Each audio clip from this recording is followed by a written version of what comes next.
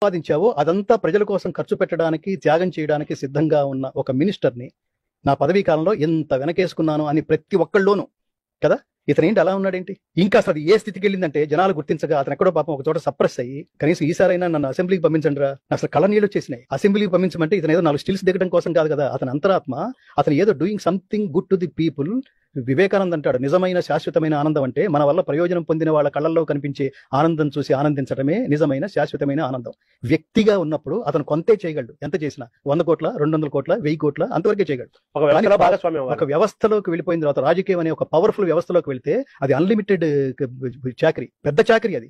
ఈ సినిమాలో ఉండే సెన్సిటివిటీ, అడుగడుగున మడుగులొత్తే సినిమా ఇండస్ట్రీలో ఉండి ఆ భోగాలు అనుభవించే వ్యక్తికి ఇట్లాంటి డైవర్షన్ ఏంటి? అది దైవేచ్ఛ ఉంటే తప్ప, దైవానుగ్రహం ఉంటే తప్ప. ఎందుకని చెప్తాను, నాన్ ఋషి కురుతే కావ్యం నా విష్ణు పృథివీపతి. విష్ణువంశ లేకపోతే మీకు నాన్ ఋషి కురుతే కావ్యం, ఋషి కాకపోతే సత్కావ్యాలు రచించలేడు. గంధర్వాంశ లేకపోతే గాయకుడు కాలేడు, అందగాడు కాలేడు.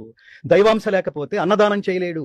విష్ణువంశ లేకపోతే ప్రభువు కాలేడు. సో పవన్ కళ్యాణ్ ప్రభువు, విష్ణువంశ ఉన్నవాడు. అలాంటి వాడి నోట్లోంచి సనాతన ధర్మం ఒక పాయింట్ ఆఫ్ టైంలో సనాతన ధర్మం అని పెట్టి ఉలిక్కిపడ్డా నేను కొండకచ్చో సనాతన ధర్మం తెలిసి మాట్లాడుతున్నాడా తెలియక మాట్లాడుతున్నాడా?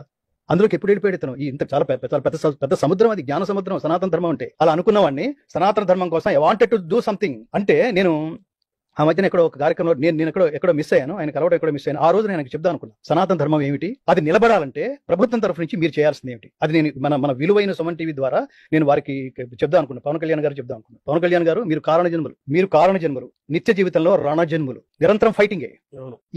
ఈ కారణ జన్మలో మీ నోట్లోంచి పరమాత్ముడు సనాతన ధర్మం అనే పదం ఉపయోగించాడంటే అలా ఉపయోగించిన తర్వాత కొన్ని కోట్ల మంది ఇంటర్నెట్ లోకి వెళ్ళి సనాతన ధర్మం ఉన్నాడేంటి పవన్ కళ్యాణ్ గారు, ఏమిటి దాని మీనింగ్ ఏమిటి అని ఈ కొత్త జనరేషన్ వీళ్ళకి అసలు తెలియదు కదా, సెర్చ్ చేయడం మొదలెట్టారు. ఈ సెర్చింగ్, ఆ పదానికి కొన్ని కోట్లు, అంత ప్రభావితం ఉన్న, అంత శక్తిమంతుడు అతను. నీకు దీర్ఘ జీవితం కావాలా, దివ్య జీవితం కావాలా అని అడిగితే శంకరాచార్య చెప్తాడు, ఆయన 32 ఏళ్ళకి వెళ్ళిపోయాడు, చేయాల్సింది మొత్తం ప్రపంచానికి చేసి వెళ్ళిపోయాడు. అలాంటి దివ్య జీవితం గడపగలిగే శక్తి పవన్ కళ్యాణ్ గారికి ఇచ్చినట్టుగా నేను ఫీల్ అయ్యా. ఇక్కడ సనాతన ధర్మం 2 చాలా విలువైన పదాలు సార్, రెండు పవర్ఫుల్ పదాలు. సనాతనం అంటే నిత్యమైంది, శాశ్వతమైంది అని అర్థం.